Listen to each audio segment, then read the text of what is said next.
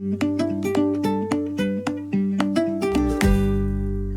and welcome everyone. I'm Kala. I'm the partnerships team lead for Field Team 6. So happy to see you here. Thanks for coming to Secrets of Successful Organizing. This was one of the most talked about sessions last year, I remember, and we're so excited to bring it back with two people who were on it last year, Sarah and Nye. We've even got an organizing worksheet for you that will accompany this workshop. We'll be dropping that link in the chat. Fill it out as we go. It is a PDF, so you might have to print it, but you could just write your notes on a note or on a pen, like take this thing called a pen and write on a piece of paper. You could do that. And then send it to the partnerships team when you're ready. Also, if you just want to send us an email and just be like, I don't want your form, I want to talk to you anyway, that's fine too. partnerships@fieldteam6.org. As with the rest of the day, if you have a question during this event that you'd like to ask our moderator, one of our speakers, just please drop it in the chat with the word ask up front in all caps, and our chat volunteers will save it for the Q&A at the end. If we have time, we have been, taking a few questions on some of the panels, so please ask away. If we do have time, we will answer them.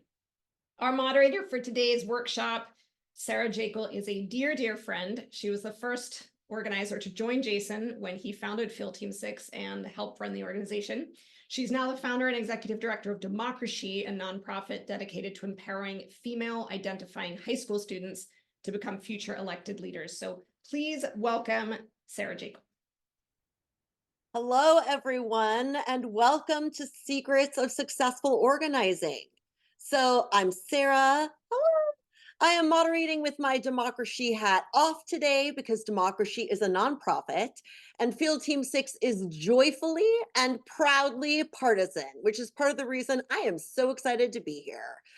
You are in for such a treat today with my guests. To act is an accomplishment in and of itself, but to organize others to act, boy, that's next level. So today's panelists are all examples of sheroes who not only walk the walk, but inspire others to do the same, creating real change by exponentially increasing the value of their own individual efforts. So I'm so thrilled to introduce. Please meet Nye Whitaker. Nye is a former White House senior advisor and a DNC staff member who develops policy and strategy for candidates and causes worldwide. She is also the founder of New York for Biden Harris, a grassroots group that virtually recruited and trained 70,000 volunteers in 2020 and just helped elect Tom Suozzi in New York's 3rd District, flipping a seat from the inventor of both the light bulb and modern dance, the one and only George Santos. Next up is Greta Carnes. Greta is a partner at Relentless, a woman-owned consulting firm that focuses on relational organizing programs. Previously, Greta served as Pete Buttigieg's national organizing director in the 2020 presidential primary, and she is an alumni of both Hillary Clinton and Barack Obama's presidential campaigns. Last but not least is Kristellys Estanga, a Venezuelan American. Kristellys is a Tallahassee-based consultant and community organizer, and she is the principal of Insight Political. Her clients have included U.S. Senators Bernie Sanders and Elizabeth Warren, former Tallahassee Mayor Andrew Gillum, and just a ton of local candidates and office holders. So welcome, amazing women. Let us start with you, Greta. So I would love to hear about this concept of relational mobilization that you use at Relentless. Can you talk just a bit about the issue of creating trust in the voter registration process, and specifically how you use this and other tactics to reach those called unreachable voters? Yeah, definitely. Hi, everyone. Very excited to be here. Thank you for having me. So I think it makes sense to start sort of just by defining relational organizing or relational mobilization. So many it's sort of become a buzzword, but I think to get us all on the same definition, it's really the idea that people talking to their friends and family is, more effective than strangers talking to strangers. And especially, in an age where our media is very fractured and we're getting so much bombardment of information, the messenger truly is as important, if not more important than the message.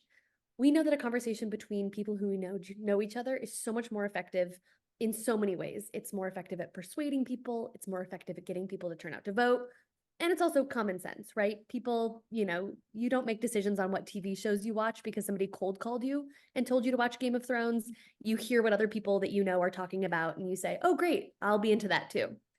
So, especially with a tactic like voter registration, it is hard to register voters.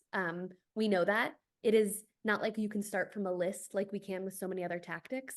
Typically, what we do is we do things like high traffic canvassing, where we stand outside grocery stores and we try to recruit volunteers, or where we try to register voters, And what is so important about voter registration is that we have to acknowledge that, one, there have to be more efficient ways that we can do this from a cost efficiency and time efficiency standpoint. But also we need to acknowledge that it is not easy in a lot of places to register to vote or to vote. There are a lot of systemic reasons why, it is still difficult to register to vote or to show up to vote in this country.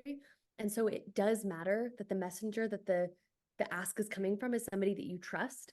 It is so much more different to be asked to register to vote from your mom or your best friend than it is to be asked to register to vote by, a stranger on your doorstep, or, somebody showing up at a grocery store and asking you to register to vote. It is a different process. And so especially with something as important, as registering to vote, we also know that people are tuning out of the political process, again, for good reason. It is a strategy on the other side to force people to want to tune out, to not want to participate, to want to say, ugh, this is not for me, I'm just going to sit out. And so the best ways to pierce those echo chambers, to pierce, people saying, I don't want to be a part of this, is somebody who knows them, is somebody who's already in their life and somebody that they trust. So one thing, I really want to answer with your question is the piece about reaching unreachable voters. I always think about relational organizing as, a way to get anybody to talk to their networks about voting, about volunteering, about donating anything. There are sort of two big kinds of relational programs in my head. There's, asking volunteers to talk to their friends and family members. But those are typically, I am a campaign volunteer and my friends and family are also highly engaged people that are similar to me. It's what we call the homophily effect. It's, people who look like me are similar to me. And so I do not have that many unregistered people in my network. But also when we think about these, other kinds of relational programs, we call them compensated relational programs, like getting people, who might be less engaged in politics, who might be, not plugged in, who might not be registered to vote themselves, or if they are registered, who aren't frequent voters, recruiting them into these programs and compensating for them for their time and asking them to talk to their networks, who are likely to also be people who don't frequently vote, who might be sitting out elections, who might be, systemically excluded from elections. We know in states people are getting kicked off the voter rolls if they don't vote in one of the last couple elections. So getting people back onto the voter rolls. We know that, there are a lot of states that are, restoring rights for people who have, been felons and trying to get them back on the voter rolls. So there are so many ways that we should be reaching and finding these communities that are otherwise unreachable. And we ran a program in Pennsylvania in 2022 that specifically ran this kind of program that said, we are going to recruit people that are typically not engaged in politics and have them talk to their network. And then with their network, figure out who we're reaching and how frequently. And we found that over half of the relational network we built did not have any contact information in the voter file. So we cannot just rely on knocking doors, on making phone calls. Sometimes the only way to reach a lot of voters across our country, registered or not, is through a trusted friend or family member, especially as fewer people pick up the phones, fewer people are moved by ads. Relational has to be central to what we do, but I think even more than that, knowing that there has to be a very human touch and that there are real barriers to registering to vote and to voting that aren't just, straight apathy or the decision to sit it out, that's where the trust element becomes so critical and so important. It was a big question, so there was a lot of answer to it. It was a great answer, and it actually leads me directly to my next one because Kristellys, I noticed when Greta was talking about systemic barriers, you were nodding pretty emphatically. You are the voter registration director for the Florida Democrats, and I'm sure you are very familiar. So, can you set the scene for us? What is the feeling down in Florida at the moment? How are Democrats reacting to what's been going on? And, especially in voter registration and engagement, and what are the systemic barriers that you're facing in Florida? Yeah, I mean, every day I wake up and I'm like, okay, another hill, another mountain to climb. And I proudly took on this job because of the necessity to work between the county parties that are on the ground and doing the organizing and the state party. We know that the Florida Democratic Party in years past has not been what it should have been, perhaps. And I always tell our county party chairs and our volunteers, hey, I've been the recipient of a lack of infrastructure across the states because I have been in county parties, I have been in campaigns, I have been organizing. And so we understand, one, the frustrations within our family, right? But also the stressors that are added and compounded by all the other external things going on, like voter suppression tactics. And it's very real. And the more that I get into this job, the more that I see how impacted people are. Like it's really, we're hearing stories, we're talking to voters every single day who say, I did not know that I was made an inactive voter. I have no idea why I was made an inactive voter. And we say, well, go to your SOE, enroll and vote by mail, and you'll be reactivated again. Something that has really, really dampened the mood in the past several months since SB 7050 was passed was the fact that our people are now scared to even do voter registration. And so we have had to really reimagine the way that we do voter registration across the states. And then once we came up with that idea, the reimagined version, which includes relational organizing, we're using the Reach app to do some of this work. Even still, once we came up with that concept, I've been doing trainings for months, and I've been sort of like a repeating record of, yes, we have voter suppression laws in place, but we have to keep going because it's just too important. And we have to find ways to circumvent all of that. And we can. And the way that we do that, and Joe Biden said it best in the national organizing call this weekend, we have to talk to voters. We have to knock on doors. We have to do this the old-fashioned way. Reach and these apps are cool and they help, but the difference is talking to people one-on-one. And relational organizing is it. I believe that as a community organizer myself, there's nothing like that. We have to go back to that. I always say, hey, let's pretend that we don't have all of these technology and these tools to do what we got to do. Let's campaign like that. And the only thing you got is your mouth and a phone call or whatever. But it's been really, really hard to sort of shift people's thinking. Even our own Democrats, our own volunteers, our own people in the party. It's been really difficult shifting their thinking about,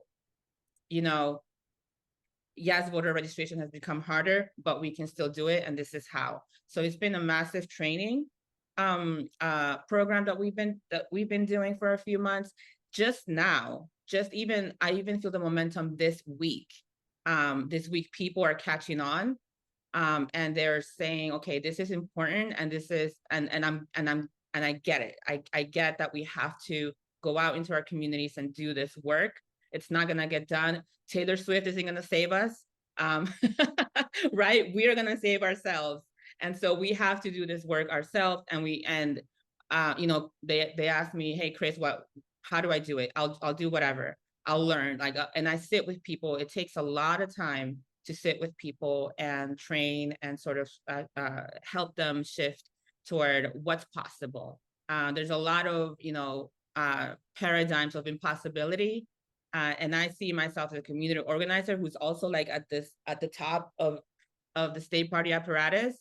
I see myself as someone who needs to just shift paradigms, especially now in Florida. It's been really difficult. People didn't want to do it at first, but they're getting on the bandwagon. Thank you so much. And shifting paradigms leads me to you, Nye. You have definitely been shifting paradigms in New York by mobilizing 70,000 volunteers in 2020 alone. Can you help us understand what the secret sauce is at New York for Biden-Harris in terms of getting out there and registering new voters, especially in a state that until recently was never seen as a swing state? And also since people often default to spending huge amounts of time and effort and money on get out the vote efforts. Sure. Thank you so much for the question, and so great to be here in community with everyone. Again, my name is Nye Whitaker, and I'm proud to be a co-founder of New York for Biden-Harris. We started in 2019 in the height of the pandemic. And so what's the secret sauce? I will tell you, democracy is a verb, not a noun. And so at the end of the day, we really have to realize that the ways in which we've engaged people, as we've been discussing, we have to take it back to the very heart of grassroots organizing. There's a saying in business that people do business with people. Well, guess what? People volunteer with people. They have to be asked. They have to have fun. They have to feel engaged. So our motto at New York for Biden-Harris is to make sure we're having fun as we do all we can with what we have, our time, our talent, and our treasure to save our humanity, our sanity, and our democracy. So what's the secret sauce? It's making sure that we give people bite-sized ways that they can take action. You've got an hour. There's a text bank that we can point you to. You've got 2 hours. We've got a Monday night phone bank, both virtually and in person. Which one are you signing up for? You've got a full day. Great. March 23rd is the first day of early voting. It's also the last day to register voters.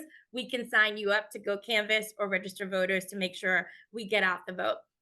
The second thing I think is really key is that we offer coaching. So we do a virtual office hours the first Friday of every month where people can hop on virtually and get their questions answered. If they've never done it before, we walk them through the steps. We show them mobilize. We show them how to do a virtual phone bank. We walk them through how they can host a little party in their own home with their friends. What can they do in community to make sure that we get a win and that we're able to finish the job in 2024? Additionally, I just want to highlight what's been said. It's actually going to take all of the things to win this year. It's going to take traditional phone banking in person and knocking on doors. It's going to take virtually being on Zooms. It's going to take doing relational organizing. It's going to take physically picking up people and driving them. It's going to take making sure we work with great groups that do voter protection so that people understand how to exercise their right to vote. It's going to take education. And really what's most important in the state of New York is that we have to pivot.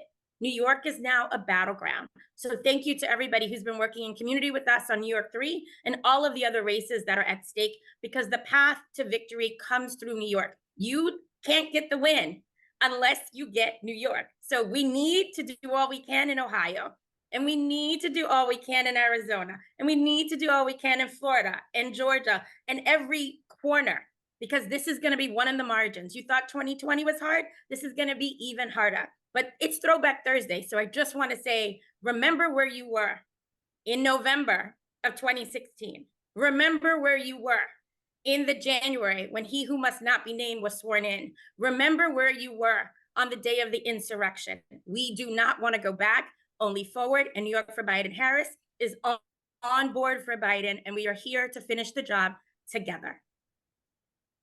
So, Nye, that was personally so inspiring to me and actually leads me to my point.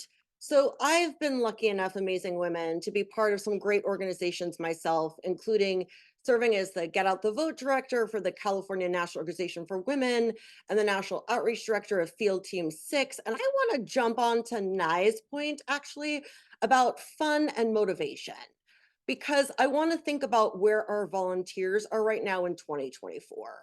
So we are seeing cruelty prioritized as a political strategy, and a Republican candidate who talks openly about being a dictator.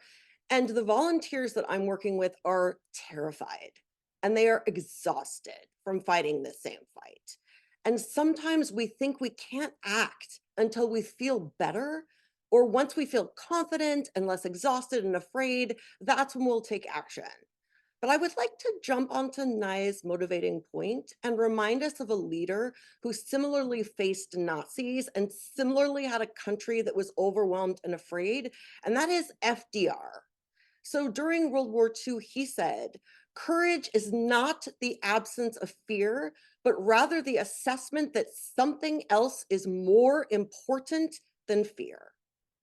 So we get out and organize and do this work. And when we talk to our volunteers, not because we're not afraid, but because we believe our country is more important than fear. That there is an America that has never been, but absolutely could be, and we want to see her realize. So we empathize with and we validate our volunteers when they say they are scared. And then we ask them, what do they think is worth fighting for? And what is even more motivating to them than fear?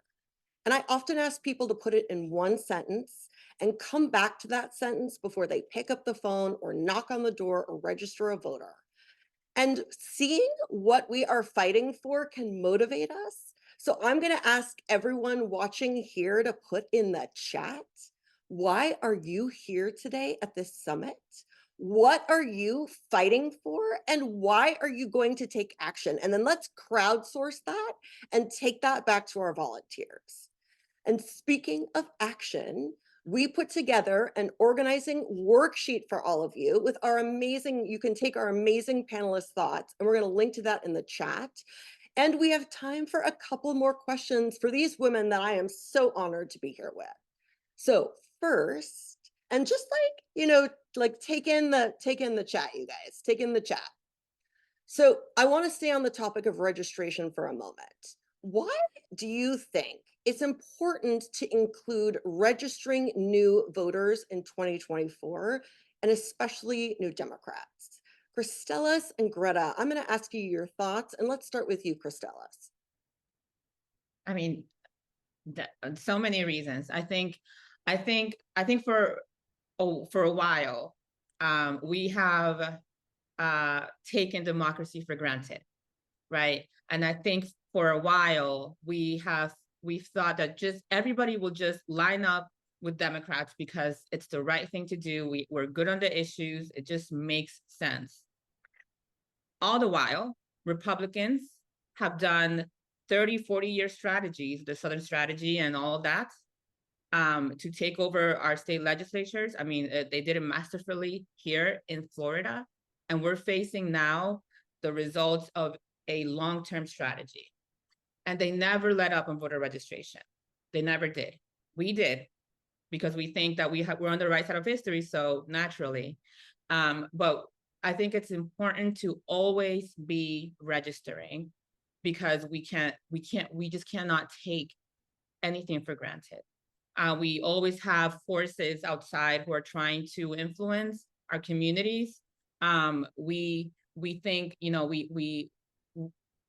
I think we get caught up too much in the federal discourse of, Trump and Biden, which we should be talking about, sure. But we also, what voter registration gives us an opportunity to do is to talk about local and state issues. When I ask people, or when I have conversations about what motivates you, what makes you angry, and then I tell them, this is what's happening locally and this is what's happening statewide, and the reasons why you're facing these things now is because you have a supermajority of Republicans in the state legislature, and you have these local electeds that should not be there. We can make a difference, and we can change that. So I think the opportunity that voter registration works gives us is that opportunity to build community, to have the conversations, to engage with people that we don't usually engage with. We're not just reaching out to the same Democrats over and over again. We need to be reaching out to new people, bring more people into our big tent, bring more people into the family, expand our community, expand our electorate. And we can't ever let up. We just can't ever let up. To the question of what motivates you, I take the quote from Dr. Cornel West. You have to love the people more than you hate the oppressor. And I always remember that. And this work is a work of love. It is not easy. but it's love, you know, as a person of faith, love conquers all fear, right? So, yeah. Kristellys, I love that. And I also take your point that the same way Republicans have been putting judges in places for decades, Mhm. they've been doing voter registration for decades. And it's time for us to take both of those back. Exactly. Greta, what are your thoughts? Yes. I mean, first, everything you said, I fully agree with. And you said it so well. Like, that is all true. I think a lot in numbers too. Like, you know, Biden's path to victory in 2020 was 45,000 votes across a couple states. You know, it was fairly narrow. And it is going to be hard to look at the electorate this year and say, we need to go get every single one of those voters back. But then when we look at, you know, beyond just the people who showed up in 2020, it opens up so many more paths, not just for Biden, but for Democrats down ballot. And I think that's what makes me excited about voter registration. We also know there's so much data that shows that registering a new voter to vote doesn't just mean a voter in that election that fall, but it means that person, you know, being drastically more likely to vote in elections in the future. So it is truly a way to build actual lasting infrastructure, especially if we can keep engaging those folks. We can keep doing long-term organizing on the ground after the campaign has ended and after we've picked up and, you know, and don't have Joe Biden and Donald Trump's urgency on the ballot. And so I think about this year, you know, we have to be able to maximize as many paths to victory as possible. Voter registration has to be a critical part of that. It has to be for, you know, even having conversations about protecting the Senate. And there's so much work to be done that isn't just the top of the ticket. And voter registration is going to be a better way to try to find paths to victory in every single race across the country. I'll also just say, you know, a lot of times we talk about voter reg as something that's happening far away from us. I live in DC, you know, it always feels like something that's happening in other states. It's not. Like you know, we have a tool that I use in our programs and it allows us to stalk people in the voter file. And I was stalking all of my best friends in the voter file and found out that one of my best friends in the world just doesn't vote. She's just not registered to vote. And I asked her why. And she was like, I live in DC. There's no point in voting here. And I realized she's one of the people that it doesn't break through, that she's somebody that there are so many elections that are happening in DC that matter to her, to our neighborhood, to the city, that, you know, she's just never received that messaging. And so we also should all be looking, you know, in our own networks, who do we know that should be voting? Who do we know who might not be voting, who never got the message, even though we assume everybody we know is voting? And then how do we expand that past that? But this is something that also is close to home and it needs to happen. We need to create these habits that in every election we are showing up, we are not exhausting people, but we are energizing people. We are connecting the dots of why the stakes matter. And I think that as I'm looking forward to, you know, ideally winning in November in 2024. Whoa. Who knows what year it is? Thinking about expanding the electorate and bringing more people into the fold has to be a part of that. You know, Greta, what's so important about what you said in terms of all of it is especially that you don't just register a vote. To your point, you register a voter. And every time you register a voter, you're fighting not just for Democrats in 2024, but every single Democrat they will vote for the rest of their lives, which is so inspiring. And then, Nye, I want to throw this one to you because I'm guessing you're going to have a lot to add here. So working on the ground is really different than working behind a computer, as we're doing, at a desk somewhere. What are you hearing from folks on the ground about their work in voter registration? Specifically, what are the biggest challenges they're facing? And if you have any wonderful success stories, we would love to hear those too. Sure. Thank you so much. I want to start with a quote from one of my heroes, which is John Lewis, who's no longer with us. But, you know, he liked to make good trouble. And he was known to say that the vote is precious. It is the most powerful, nonviolent tool we have in a democratic society, and we must use it and protect it. So what am I seeing here on the ground in New York? First of all, I'm seeing enthusiasm. New York has an amazing amendment that will be on the ballot in November of 2024. It's the New York State Equal Rights Amendment, and it is our answer to the falling of Dobbs and the fact that the federal government in over 100+ years has not been able to pass the federal ERA. So we are using that as a tool to get people really excited. Can you imagine a next generation that grows up in a state like New York, and hopefully one day a world where you're protected against discrimination for your pregnancy status and pregnancy outcomes, for your gender and gender identity, for your protected against discrimination based on your immigration status, your age, your disability, your faith, your ethnicity, and on and on and on. New Yorkers take for granted that these are part of our laws when really they're just the ways in which we treat one another. But now we are going to codify this great amendment into our Constitution if we pass it, when we pass it in November. So we're using the New York State Equal Rights Amendment, which will be launching on March 21st.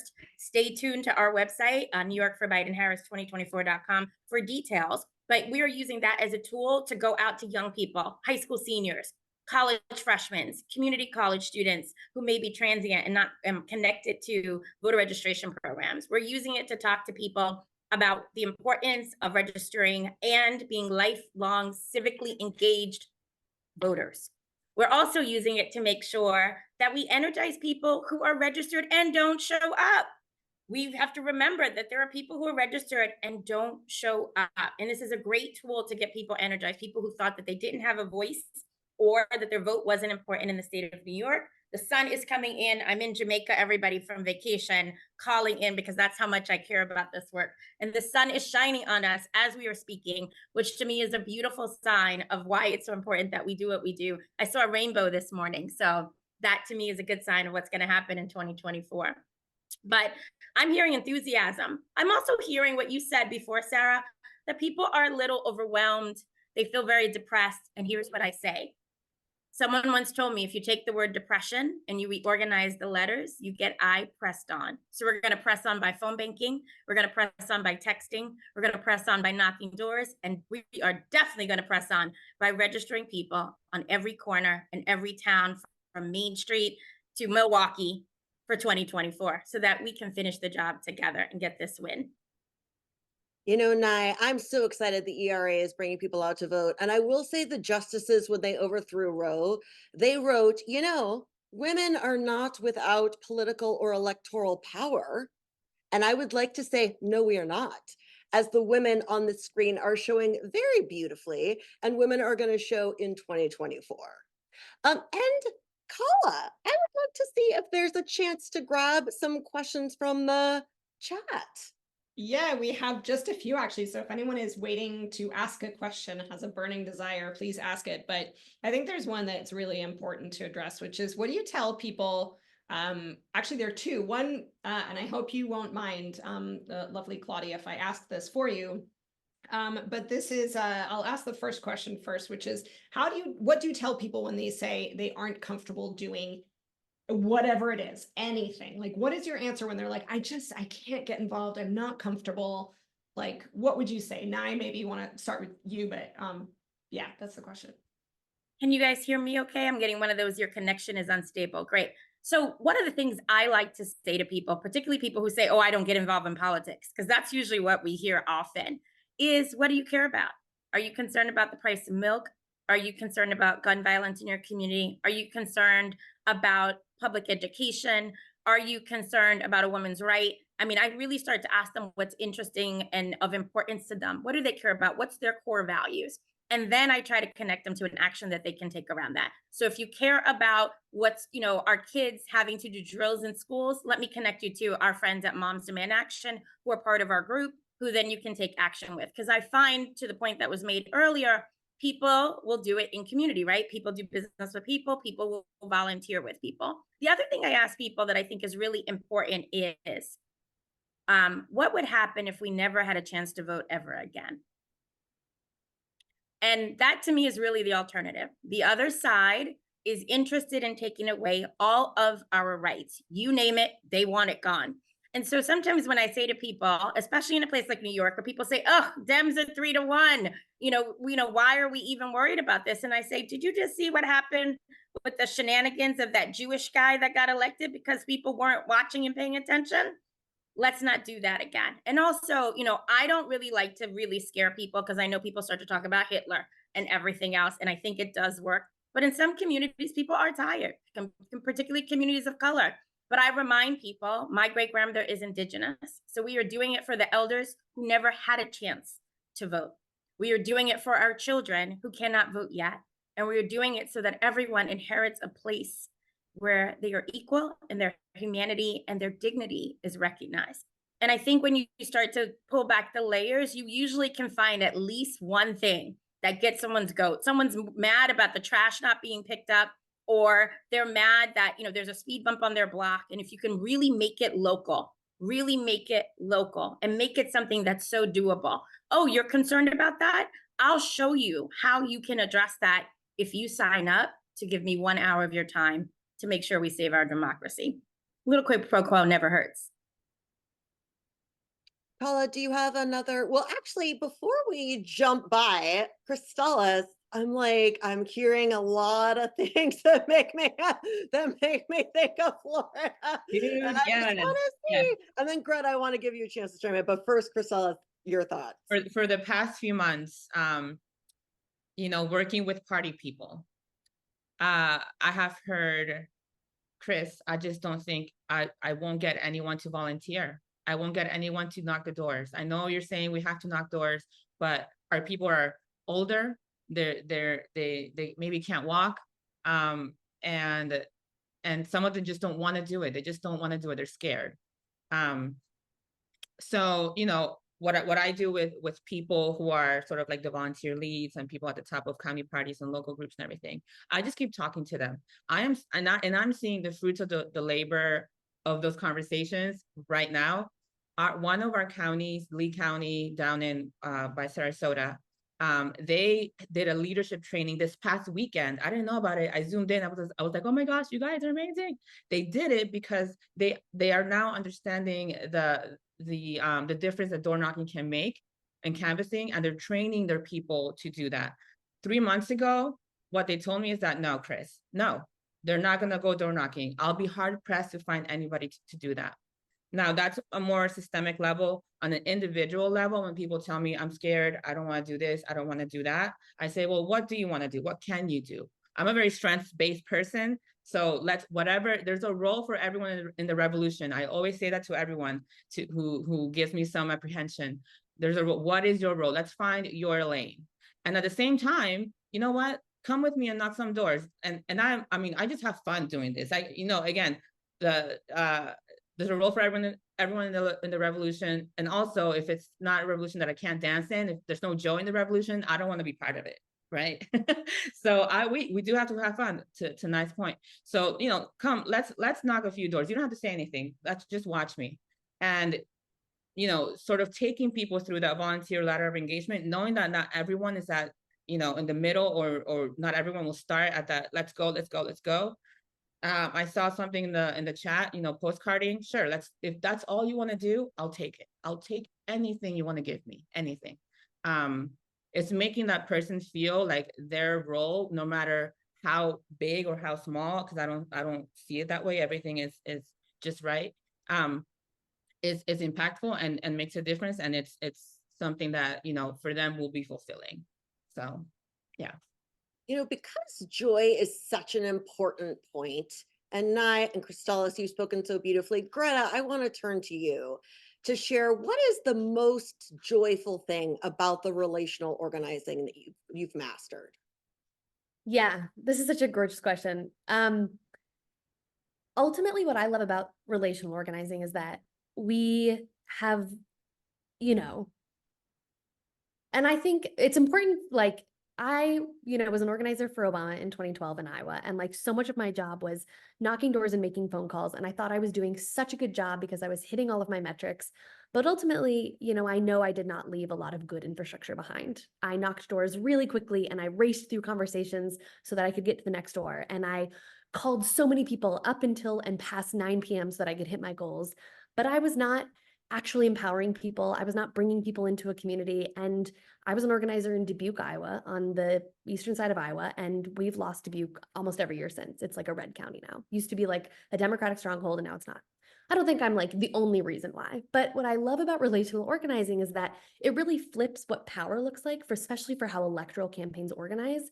And instead of saying, here's a list of people that we've pulled from the voter file for you to talk to, and here's a script that we've devised for you to say, which is, you know, those tactics are so important. But what relational organizing does really beautifully is say, your list is who you know. You make your list. Talk to me about who your list is. Your parents, your best friends, your neighbors, the people you go to church with, the people that you see on your kids' soccer team on the weekends, the people you went to high school with who still live here.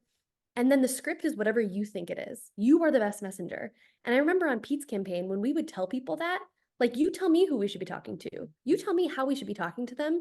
It, for the first time, taught people really how to organize their own communities in a way that certainly, as part of the big campaigns I had been a part of, didn't do. I never taught people how to organize. I just did the organizing and sort of didn't really ask people to join. And it was really nice to sort of watch that flip.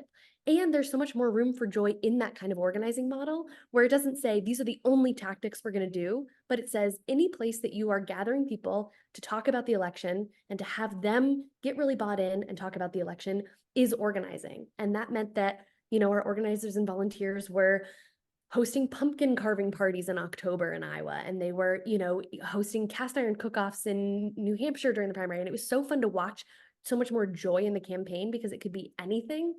And what I loved watching especially was when the pandemic hit, you know, Pete had just dropped out, and I was sort of watching all of these organizing communities that we had built across the country, and instantly they all shifted into mutual aid efforts, community grocery store efforts, like immediately organizing around the pandemic, because they knew, all right, I know who my list is and I know what I need to be saying to them. And I feel empowered to be able to say, this is what we should be doing. I know that in this community, I'm the person that's going to step up now and organize, you know, making masks for everybody. And this is how I'm going to do it. And I think that was where I both saw a lot of joy organically manifest, but also I got to watch a lot of joy feeling like, wow, we've made communities better than we left them, and or where we found them. And I personally had not deeply felt that politically before that campaign. And I Sarah, would- can I ask, oh, I'm yeah. sorry. Oh, I no, just I had just wanna one quickly really cool say- story. Sorry. Oh, go ahead. Go ahead. I know you asked me for a really quick story, and I didn't know if we were going to have time. Son found out that his dad wasn't registered to vote when Obama was running for re-election, and he was 12. And he registered his father, and together they got to go and re-elect the first Black president. And now he turned 21 was go vote. And so I just want to say that we are really, this is an investment in lifelong civic engagement. And so I really appreciate the work that everyone's doing and all the volunteers that are here with us dedicated to registering voters. I will say, if there anyone who brings joy to communities, it is the three of you, for sure. And I would love to see, because we're nearing the end of our time, please feel free to drop in the chat any thoughts for Nye and Greta and Kristellys about the incredible work they're doing empowering communities. And while that is happening, Kala, I will just see if there's time for a last question. I think we better wrap it up because our keynote is starting in 2 minutes. So I want to thank you, Sarah. You're the best. I'm gonna come in here to the group because whoa, I feel like my power and my IQ points just jumped like 1,000,000 points just being on screen with you guys. Thank you, Nye. I know you're calling in from being on vacation. Go, please have a Mai Tai for all of us. Thank you, everyone. Sarah, you are such an inspiration to us all. Thank you. Speaking of making positive change, we have primaries coming up in Arizona, Illinois, Kansas, Florida next week, then Kentucky, Montana, Nebraska, Idaho. I text my friends. I make sure that they know to vote. I make sure that they know about Blue Voter Guide. I make sure that if I know people who are abroad, they know when they need to, what they can do abroad. If you have a loved one in the military, please help them out. In the chat, you're going to find links for everything Field Team 6 related. Also, please sign up for our weekly newsletter filled with hope, humor, and all our events. Don't forget to fill in that worksheet. Email us at partnerships@fieldteam6.org. If you work with an organization and would like to organize voter registration efforts, whether that's in person or online, in one of our battlegrounds or not, I work in Arkansas, Oklahoma, Maryland, please let us know. And please donate if you can. I think Jason mentioned we're almost up to our goal of $100,000, which I can't fathom that. But every dollar helps us register another blue or purple voter. Please stick around to hear Jess Craven's keynote speech here. She is the chop wood, carry water, the inspiration of my life. I watch everything that she posts on Instagram. And then our panel, AI Misinformation and Threats to Democracy, which I think the whole world will be at. So thank you all so much. Have a beautiful evening. Go Blue. We'll see you in a few minutes.